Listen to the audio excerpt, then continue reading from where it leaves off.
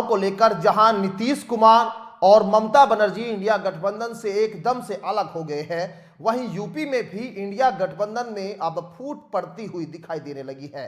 एक तरफ तो अखिलेश यादव रालोद को 7 सीट व कांग्रेस को 11 सीट देने की घोषणा कर चुके हैं, लेकिन वहीं दूसरी तरफ रालोद उपाध्यक्ष शाहिद सिद्दीकी ने सोशल मीडिया पर एक पोस्ट किया, जिसके बाद रालोद के भाजपा में जाने के एक बार फिर से कयास लगाने जाने लगे।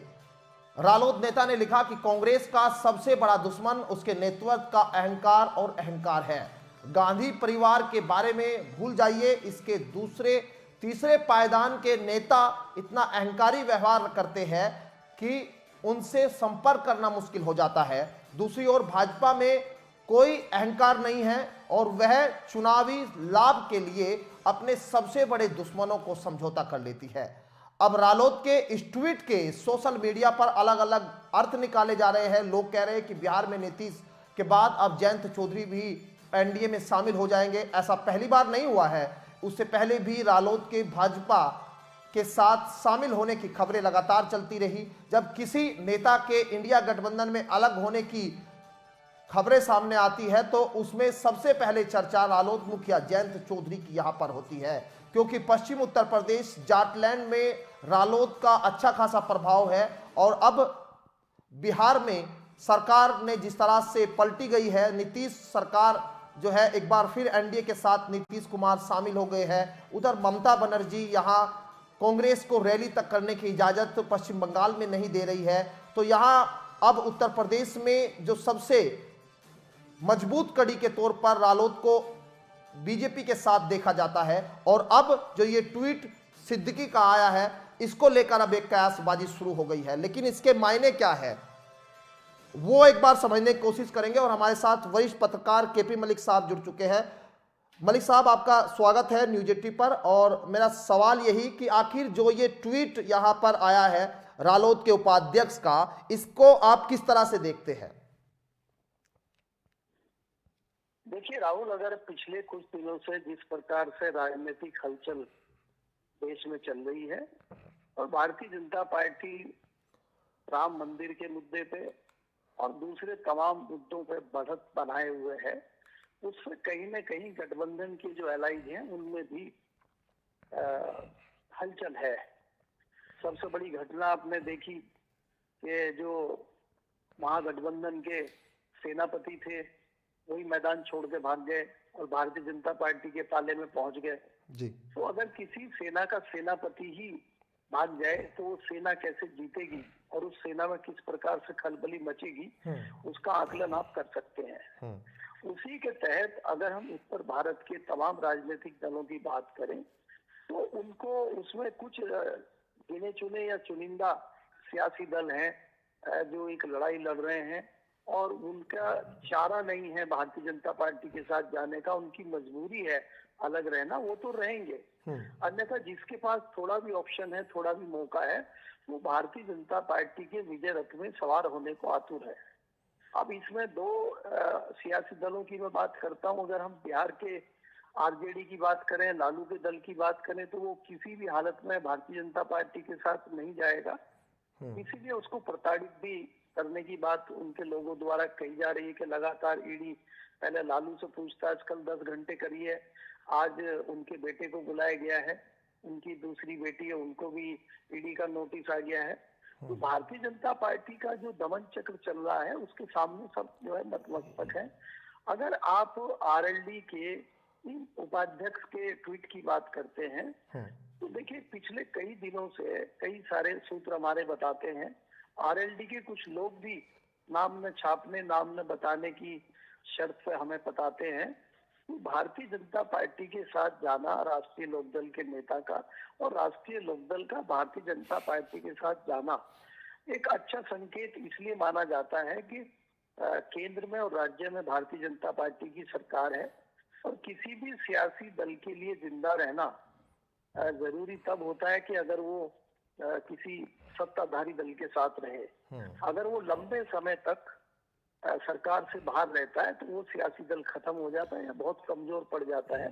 उसकी वानगी आप बड़े बड़े सियासी दलों का देख सकते हैं। उत्तर प्रदेश में कांग्रेस पिछले 40 साल से बाहर है तो खत्म हो गई है।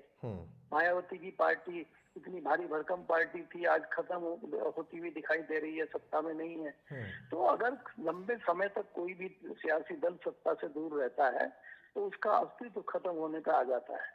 तो आज राष्ट्रीय लोकदल के अधिकतर लोगों का मानना यह है कि उनको भारतीय जनता पार्टी के साथ जाना चाहिए।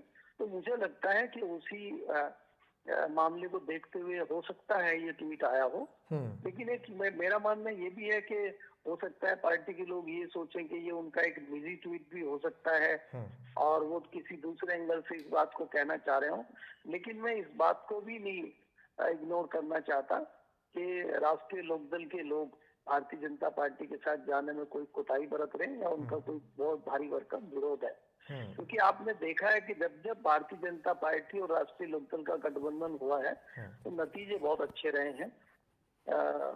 5 MP पार्टी जीती है, केंद्र में मंत्री चौधरी साहब रहे हैं पुराने समय में और अच्छा उनका समय उस टाइम पे रहा है। तो उसके बाद लगातार 10 साल से जयंत चौधरी सत्ता से बाहर हैं और पिछली बार एक विधायक था।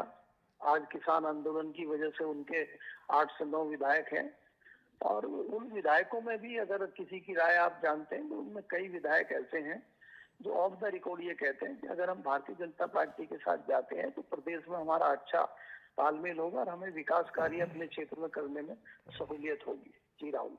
बिल्कुल कहीं आप पश्चिम उत्तर प्रदेश को लेकर अगर मैं समझूं मलिक साहब आपसे, क्योंकि पश्चिम उत्तर प्रदेश में रालोद का अच्छा खासा प्रभाव है और ये भाजपा भी समझती है कि अगर रालोद उनके साथ आती है तो उनके लिए रास्ता जो है वो 2024 का बड़ा आसान हो जाएगा। इसका प्रभाव कहीं ना कहीं हरियाणा में भी हो सकता है, राजस्थान में भी, क्योंकि जो जाट समुदाय से जिसको वो टारगेट करते हैं जिस वोट को, वो कहीं ना कहीं लगता है कि प्लस हो सकता है। लेकिन विचारधारा की जो बात आती थी कि विचारधारा भाजपा की विचारधारा और रालोद की विचारधारा, क्योंकि वो लगातार जो है पिछले कई सालों से देख रहे हैं, जब से अजीत सिंह के बाद में जयंत चौधरी जिस तरह से मुखर होकर भाजपा पर हमलावर देखे जाते हैं, क्या लगता है, क्योंकि आप लोगों ने बड़े अंदर से रालोद को समझा है, कि क्या जयंत चौधरी ये रुख ले सकते हैं और ये ट्वीट क्या उनकी इस ट्वीट में उनकी कोई साझेदारी हो सकती है, उनकी कोई मन की बात हो सकती है, आपको लगता है?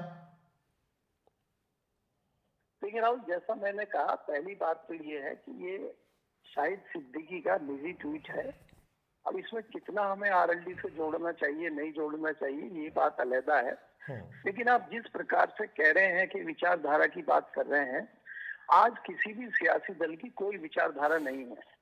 क्या नीतीश कुमार की विचारधारा अभी तक महागठबंधन के साथ चल रही थी, एकाएक क्या हो गया भाजपा की विचारधारा उनको ठीक लगी? तो ये सियासी दलों के लिए हास्यास्पद है किसी विचारधारा की बात करना या किसी इस तरह की बात करना, सिद्धांतवाद की बात करना। किसी भी सियासी दल के लिए ये कोई बहुत महत्वपूर्ण आज नहीं रह गया है। जो बहुत आपस में भयंकर दुश्मन थे वो दोस्त हो जाते हैं। आपने पिछली बार देखा कि समाजवादी पार्टी और बहुजन समाज पार्टी की दुश्मनी किस हद तक होती थी और आज जो है 2019 में एक साथ दोनों दल मिलकर लड़े थे। तो यहाँ पे सियासी दलों का दुश्मनी और विचारधारा से कोई लेना देना नहीं है। ये अपने स्वार्थ को, हितों को साधने के लिए कभी भी किसी के साथ जा सकते हैं।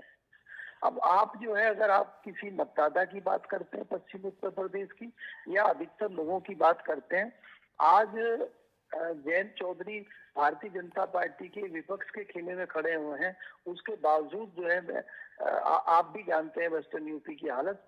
आज भी लगभग 40% जाट समाज के लोग भारतीय जनता पार्टी के साथ खड़े हैं।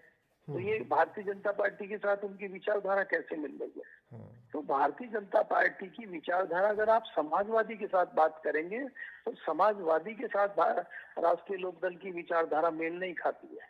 क्योंकि जब जब समाजवादी पार्टी को याद आता है या राष्ट्रीय लोकदल के मतदाताओं को, कार्यकर्ताओं को याद आता है कि मुलायम सिंह यादव ने अजीत सिंह को धोखा दिया था, नहीं तो वो मुख्यमंत्री बन रहे थे। और दूसरा ये रहा कि जब जब भी उत्तर प्रदेश में समाजवादी पार्टी की सरकार रही है तो उन्होंने निगलेक्ट किया है पश्चिम उत्तर प्रदेश को और विकास कार्यों को देखते हुए कोई बहुत अच्छा काम इस तरफ नहीं किया है, तो वो कहीं ना कहीं लोगों के दिमाग में है। और सबसे बड़ी बात यह है कि 2013 में जो दंगा हुआ था, उस समय भी समाजवादी पार्टी की सरकार थी, तो उस दंगे का जिम्मेदार भी पश्चिम उत्तर प्रदेश का जो जाट समाज है, वो कहीं ना कहीं समाजवादी पार्टी को मानता है। और इसीलिए समाजवादी पार्टी के साथ जाने में वो बहुत सहज फील नहीं करता है।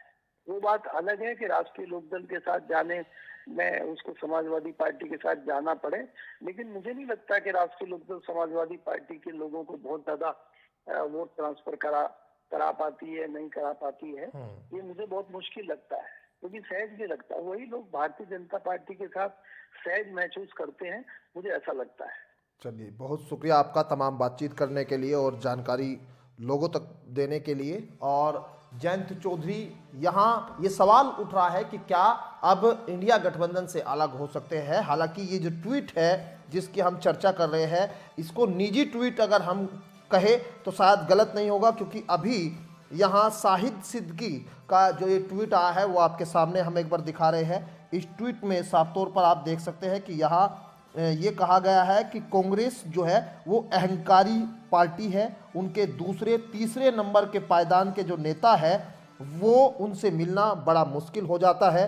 और दूसरी तरफ भाजपा में कोई अहंकार नहीं है, वह चुनावी लाभ के लिए अपने बड़े दुश्मनों से समझौता कर लेती है।